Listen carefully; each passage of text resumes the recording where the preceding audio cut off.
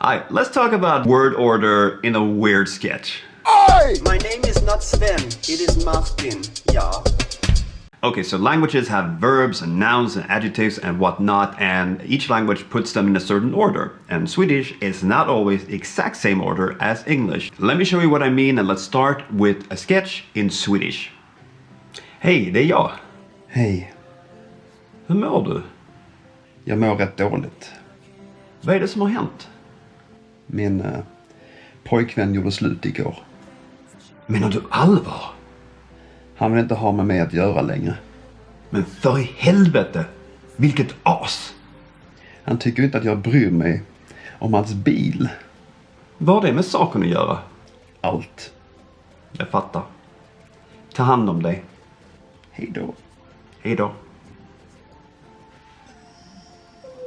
Alright, so what would happen if we took that sketch and we directly translated and put everything in the order from Swedish to English?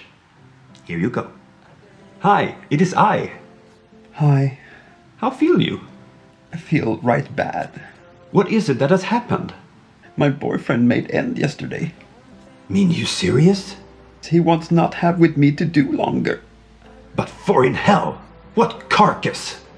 He thinks not I care about his car. What has it with the thing to do? All. I grab.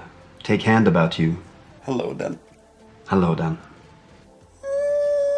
So yes, speaking the Swedish language can sometimes be like, being Yoda. How feel you? Afraid, are you?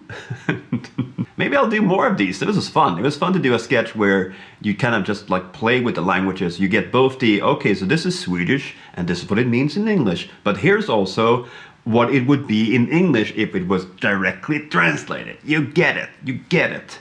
Yeah, maybe I'll do more of this. This was a fun video to make. In order, again, to prove yourself worthy and stuff that you watched the entire video, in the comments below, answer this question.